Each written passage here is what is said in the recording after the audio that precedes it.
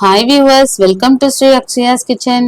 இன்னைக்கு நம்ம கிச்சன்ல வரப்போற விநாயகர் சதுர்த்திக்கு விநாயகருக்கு பிடிச்ச மாதிரியான கொழுக்கட்டை ரெசிபி தாங்க பார்க்க போறோம். கொழுக்கட்டை விரிசல் அடையாம எவ்வளவு நேரம் ஆனாலும் நல்ல சாஃப்டா இருக்கிறதுக்கு ஒரு சீக்ரெட்டான இன்கிரிடியன்ட் ஒன்று ஆட் பண்ணியிருக்கேன். அது என்னன்னு தெரிஞ்சுக்கணும்னா வீடியோ ஃபுல்லா கடைசி வரைக்கும் ஸ்கிப் பண்ணாம பார்த்தாதான் உங்களுக்கு தெரியும். வாங்க வீடியோக்குள்ள போலாம். கொழுக்கட்டை பண்றதுக்கு ஃபர்ஸ்ட் நம்ம பூரணம் ரெடி பண்ணிக்க போறோம். நான் இன்னைக்கு தேங்காய் வெல்லம் போட்டு பூரணம் தான் நான் இன்னைக்கு செஞ்சுருக்கேன். ஸோ அதுக்கு ஒரு கடாயில் 1 டேபிள் ஸ்பூன் அளவுக்கு நெய் சேர்த்துட்டு அதில் 1 கப் அளவுக்கு ஃப்ரெஷ்ஷாக துருவின தேங்காய் சேர்த்துக்கலாம். நல்லா மீடியம் ஃப்ளேமில் வச்சுட்டு தேங்காய் வந்து நல்லா வறுத்து விட்டுக்க போகிறோம். தேங்காய் வந்து லைட்டாக கலர் சேஞ்ச் ஆனாலே போதும். இப்போ நல்லா வறுத்து விட்டுக்கோங்க. இப்போ பூரணத்திலே பார்த்தீங்கன்னா நிறைய வெரைட்டிஸ் இருக்குது. எள்ளு பூரணம், கடலைப்பருப்பு பூரணம், இந்த மாதிரி தேங்காய் பூரணம், ஒவ்வொருத்தங்க ஒவ்வொரு மாதிரி செய்வாங்க. பட் நான் இன்னைக்கு வந்து சிம்பிளாக தான் செஞ்சுருக்கேன். இது வந்து ரொம்ப ஈஸி. தேங்காய் வறுத்துட்டு வெல்லத்தை சேர்த்து நல்லா கலந்து விட்டு எடுத்தோன்னா பூரணம் ரெடி ஆயிரும். ஸோ இந்த பூரணம் ரெசிபி வந்து ரொம்ப சிம்பிளானது. இப்போ இதில் நான் வந்து வெல்லம் சேர்த்துக்கிறேன். நான் இன்னைக்கு 1/2 கப் அளவுக்கு வெல்லம் சேர்த்துக்கிறேன். உங்களோட இனிப்புக்கு ஏற்ற மாதிரி நீங்கள் வெல்லத்தோட அளவை கூட்டியோ குறைச்சோ சேர்த்துக்கோங்க. இப்போ இந்த வெல்லத்தில் வந்து தூசு மண் எதுவுமே இல்லை, அதனால நான் வந்து டைரெக்டாக சேர்த்துக்கிறேன். நீங்கள் வந்து சேர்க்கதா இருந்தால் இது வந்து வெல்லத்தை நல்லா கரைச்சி வடிகட்டி கூட சேர்த்துக்கலாம். இப்போ இந்த வெல்லம் வந்து நல்லா கரைஞ்சி இந்த தேங்காயோட ஒன்று சேர்ந்து வரணும். அது வரைக்கும் நம்ம கிளறி விட்டுக்கலாம்.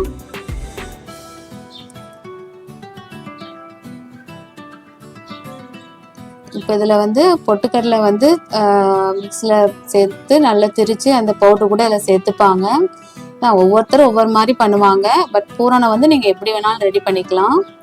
இப்போ இதோட கொஞ்சமாக ஏலக்காய் தூள் சேர்த்துட்டு நல்லா கலந்து விட்டு எடுத்தோன்னா இப்போ தேங்காய் பூரணம் ரெடி. இதில் வந்து நீங்கள் எள்ளு சேர்க்கனா கூட சேர்த்துக்கலாம். எள்ளு சேர்க்கதா இருந்தால் தனியாக வறுத்து இதோட சேர்த்துக்கோங்க. இப்போ அடுத்ததான் நம்ம வந்து மாவு ரெடி பண்ண போகிறோம். அதுக்கு நான் இன்னைக்கு 1 கப் அளவுக்கு பச்சரிசி மாவு எடுத்திருக்கேன். நீங்கள் வீட்டில் திரிச்ச மாவாக இருந்தாலும் சரி, இல்லை கடையில் வாங்கின மாவாக இருந்தாலும் சரி, இல்லை கொழுக்கட்டை மாவாக இருந்தாலும் சரி, எது வேணாலும் நீங்கள் சேர்த்துக்கலாம். சேர்த்துட்டு இதை வந்து கலர் சேஞ்ச் ஆகாமல் நல்லா லோ ஃப்ளேமில் வச்சுட்டு வறுத்து எடுத்துக்கோங்க. இப்போ இதில் தான் நம்ம வந்து அந்த சீக்ரெட்டான ஒரு பொருள் சொன்னோம் இல்லையா, அது வந்து நம்ம சேர்க்க போகிறோம். அது என்னன்னா மைதா மாவு தான். அன்றைக்கி 1 கப் மாவுக்கு 2 ஸ்பூன் அளவுக்கு மைதா மாவு சேர்த்துக்கிறேன். அந்த மைதா மாவு சேர்த்து செய்கிறப்போ இந்த கொழுக்கட்டை எவ்வளோ நேரம் ஆனாலும் நல்லா சாஃப்டாக இருக்கும். அதே மாதிரி நல்லா ஷைனிங்காகவும் இருக்கும். இதுக்கு பதிலாக நீங்கள் கோதுமை மாவு கூட சேர்த்துக்கலாம். இப்போ இந்த மைதா மாவும் சேர்த்துட்டு நல்லா ஒரு 1 நிமிஷத்துக்கு நல்லா வறுத்து எடுத்துக்கோங்க. இப்போ மாவு வந்து வறுபட்டுருச்சுன்னு நீங்கள் எப்படி தெரிஞ்சுக்கணுன்னா, கொஞ்சமாக இந்த மாவு எடுத்து இந்த கோடு போட்டு பார்த்தீங்கன்னா உங்களுக்கு கோடு போட வரணும். இந்த மாதிரி தான். இப்படி வந்துச்சுனாலே மாவு வந்து நல்லா வறுபட்டுருச்சுன்னு அர்த்தம். ஸோ இப்போ நான் வந்து அடுப்பை ஆஃப் பண்ணிடுறேன். அது அப்படியே இருக்கட்டும். இந்த மாவு நான் வறுக்கிறதுக்குள்ளே நான் சைடில் வந்து வெந்நீர் கொதிக்க வச்சுருந்தேன். ஸோ இப்போ இந்த கொதிக்கிற வெந்நியை தான் நம்ம இதோட சேர்த்து நல்லா மாவு பிசைஞ்சு எடுத்துக்க போகிறோம். அதுக்கு முன்னாடி இதில் வந்து 1 பிஞ்ச் அளவுக்கு உப்பு சேர்த்துக்கோங்க. உப்பு சேர்த்துட்டு ஒரு தடவை நல்லா கலந்து விட்டதுக்கு அப்புறமா கொதிக்கிற வெந்நியை கொஞ்சம் கொஞ்சமாக சேர்த்து நல்லா கலந்து விட்டுக்கலாம். ஃபஸ்ட்டே அதிகமாக சேர்த்துட்டிங்கன்னா மாவு ரொம்ப தண்ணி ஆகிடும். ஸோ அதனால் கொஞ்சம் கொஞ்சமாக சேர்த்து நல்லா கலந்து விட்டுக்கோங்க. இப்போ வந்து நம்மளால கையால் பிசைய முடியாது, ஏன்னா ரொம்ப சூடாக இருக்கும். ஸோ இந்த ப்ராசஸ் எல்லாமே நான் வந்து அடுப்பை ஆஃப் பண்ணதுக்கு அப்புறம் தான் நான் வந்து இந்த வெந்நீர் ஊற்றி பிசைகிறேன். ஸோ அது வந்து கொஞ்சம் கொஞ்சமாக ஊற்றி நல்லா பிசைஞ்சுக்கோங்க. இப்போ இதோட ஒரு 2 டேபிள் ஸ்பூன் அளவுக்கு நல்லெண்ணெயும் சேர்த்து பிசைஞ்சுக்கலாம். இதுக்கு பதிலாக நீங்கள் தேங்காய் எண்ணெய் இல்லை நெய் கூட சேர்த்துக்கோங்க. நான் இன்றைக்கி நல்லெண்ணெய் சேர்த்து தான் இதை வந்து பிசைஞ்சு எடுத்துக்க போகிறேன். நல்லெண்ணெய் சேர்த்து பிசைகிறப்போ அது நல்ல மணமாக இருக்கும்.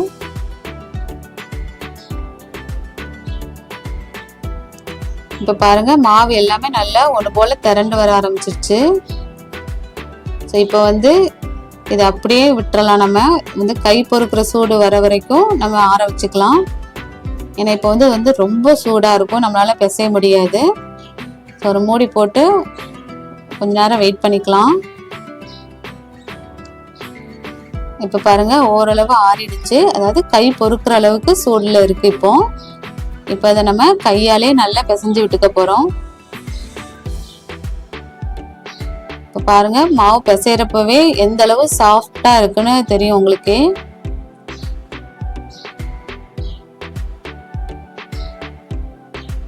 பாருங்க ரொம்ப சாஃப்டா இருக்கு. இப்போ நம்ம வந்து கொழுக்கட்டையா செஞ்சு எடுத்துக்க போறோம். அன்னைக்கு இந்த பூண்டு ஷேப்ல இருக்கிற மோல்டு தான் எடுத்திருக்கேன். இதுல வந்து எண்ணெய் தடவிட்டு அதை க்ளோஸ் பண்ணிட்டு இதுக்குள்ள மாவை நல்லா ஸ்டஃப் பண்ணி எடுக்க போறோம்.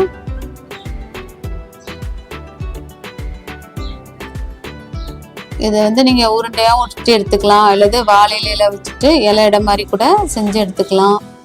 உங்களுக்கு எப்படி பண்றதுக்கு ஈஸியோ அந்த மாதிரி நீங்க பண்ணிக்கோங்க. பாருங்க உள்ள இருந்து விரலால அப்படியே ஓரங்கள் ஃபுல்லா அப்படி அழுத்தி விட்டோம்னா இந்த மாதிரி இருக்கும்.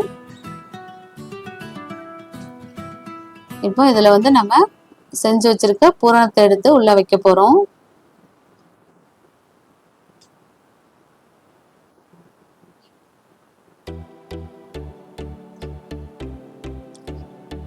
ரொம்ப சிம்பிளான ரெசிபி. அந்த மாவோட பதத்துல தான் இருக்கு எவ்வளோ சாஃப்டா கிடைக்குங்கிறது. ஸோ அந்த நீங்க மைதா மாவு சேர்த்து ஒரு தடவை செஞ்சு பாருங்க, நல்லா சாஃப்டா இருக்கும், அதே மாதிரி நல்லா ஷைனிங்கா இருக்கும்.